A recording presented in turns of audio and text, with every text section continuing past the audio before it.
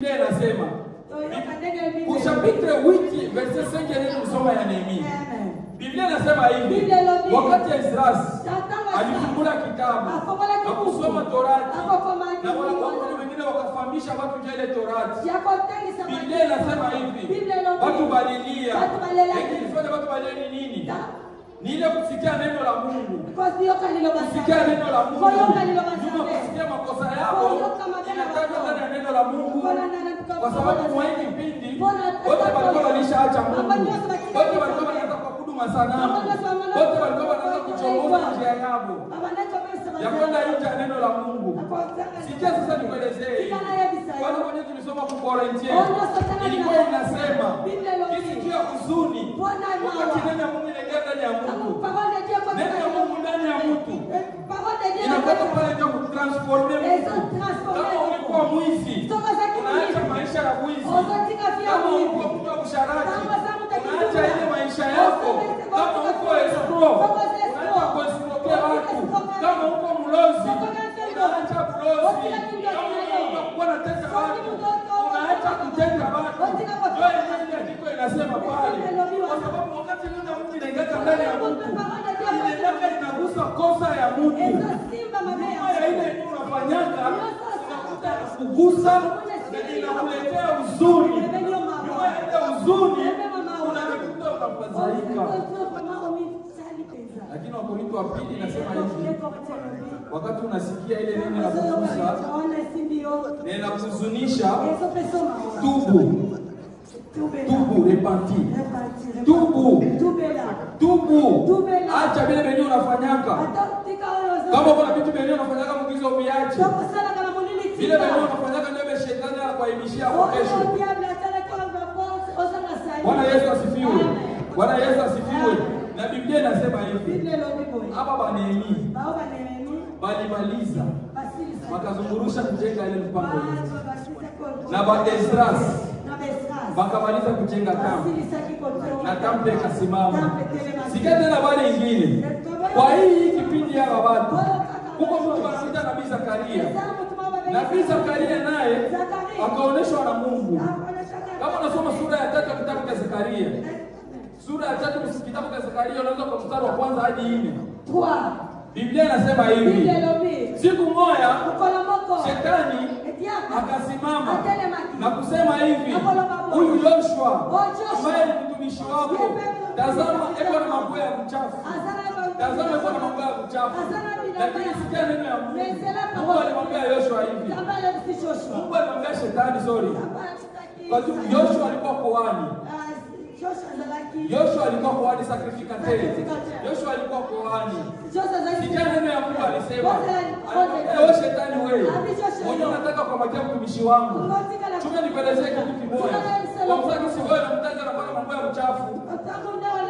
Biblia inasema hivi. Mungu yeye peke akafua ile nguo ya uchafu. Akamvalisha Yoshua nguo ya maupe. Nikusema hivi, wakati mtumishi wa Mungu anakuwa anachafuliwa, jinsi Mungu anamuona, jinsi Mungu anamuona ni tofauti na mtu mwingine. Wewe unaweza kumkondani, wewe unaweza kumshtaki, lakini ukiwa kama Mungu mwenyewe, hebu nenda angalia kama yeye alimchagua.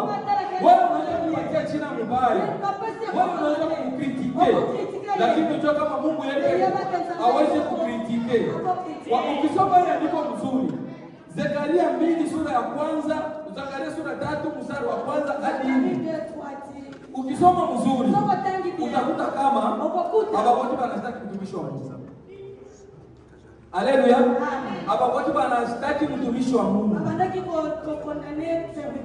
Ukisoma ile andiko mzuri tu, Mungu yeye ndio alibadilisha ile vazi. Mungu yeye peke yake alibadilisha ile nguo. Akamtosha nguo ya uchafu. Akamtia nguo ya Mungu. Na ingine hadi naweza kusema hivi. Kisi huko pale. Mtu anaweza kusema mbaya.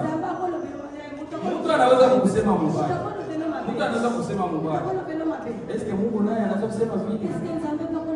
Mimi nauliza eske Mungu naye anaweza kusema vile? Mungu anaweza kusema vile? Mungu anaweza kusema vile? Ndio mimi naweza kusema hivi. Kama jinsi tulisoma benye kuwa tayari kutumikia Mungu kwa moyo, wale Mungu hawezi kuacha pale. Kazi ya Mungu inahitaji msaada wa kila mmoja. Wala kwa nini huko? Kama jinsi Agaya alisema, kila mtu akuye na Mungu. Kila mtu akuye na kitu kinachosimika juu ya Mungu. Kila mtu akuye na kitu kinachosimika juu ya Mungu. Mti wako wewe, mti yako na wewe kanisa, inaweza kuwa hata neno. Mti wako wewe, inaweza kuwa yote unaweza kuwa nayo. Juu kazi ya Mungu isimame. Juu kazi ya Mungu isimame. Unajua kazi ya Mungu ikiharibika, shetani yeye pekee atasema ha. Lakini pia watu watangaika kama kisi wa Israeli walikuwa, kwa sababu temple ilikuwa détruit. Temple ilikuwa détruit. Ilivunjika, walivunja wakadai. Bwana Yesu asifiwe. Haleluya. Sasa nyumba ya Mungu ikiharibika, kwenye watu wanakusanyika. Lakini yeye tuko tunazungumzia kwa ni hii. Tujue kama Mungu anatenda ndani ya ile temple. Mungu anajua ndani yako. Wakati unawaza mawazo yako iko ya kimungu. Wakati unakuja hapa kanisa usikue ndani ya nyumba, lakini ukuja kama vile mtoto wa Mungu mwenye kwa roho ya Mungu anataka Mungu. Bwana Yesu asifiwe. Tumtumikie Mungu kwa moyo wetu. Tujitoe ili kazi simame. Na kama unajua unakuwa mtu wa dhambi, hii neno niko nasema, kama unajua venye unafanya, Biblia inasema hivi. Siku moja, Biblia inasema katika Wakorintho wa pili sura ya 5 na mstari wa 10. Kwani Biblia inasema kabisa, kila mtu atapita mbele ya Yesu Kristo. Matendo yako yote unafanya. Kusema wakati unaliki mzima ndio uko na occasion. Hakuna mwenye anajua ya 30 minutes. Hakuna mwenye anajua ya 30 minutes. Bila 45 minutes mwenye anajua ni Mungu. Ndio nikisema ukamate decision. Sasa ni Paulo alisema hivi, wakati unasikia neno na kuletea ufunuo. Utubu manake ulikuwa mwinjia, unaenda mwinjia ingine. Zaidi kwa maisha ya Ukristo, ni kama ulikuwa mwinjia ya dhambi. Yote mwile maisha ya dhambi. Na ujivote maisha ya Ukristo. Maisha ya dhambi yote iletaki Mungu amani ndani ya maisha yako. Na Mungu asikudanganye, maisha yote ya dhambi iletaki Mungu amani. Maisha ya dhambi iletaki Mungu amani. Ndani ya Yesu Kristo tunapokuwa tunapata amani. Kadiri kisi nikasema na lalaka siweke tena garde dikoro. Lakini kuko wengine wenye wangaliki wanatumikia shetani, wanawapatia bagara dikoro na lakini abalani mzungu maneno. Kumbe tuchunge kwa watu tumikie Mungu wetu. Ibaya tukitie mbali. Na Mungu wetu abariki.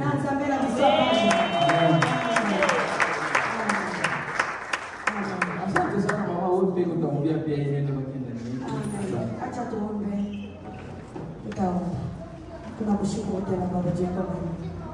Unatupenda Baba yetu. Na unatumana watumishi wako kuja kutulia. Baba unasema eti kutoka kuzambi na kuchenga itanto yako. Tunasikia neno.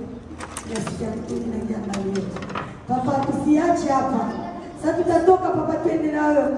Fasi yote tutakuwa na tuchenge kanisa yako kwa jina la Yesu Kristo. Baba, bariki tena mtumishi wako anapungukiwa, lakini wewe mcheze tena nguvu. Pale takuya tena shimame hapa kwa nguvu yote na bidii na mpakale tena mafuta tena zaidi. Atubiri tena kwa jina la Yesu Kristo.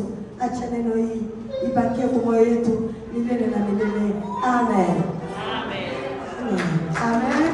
Tutapigia Mungu makofi. Amen.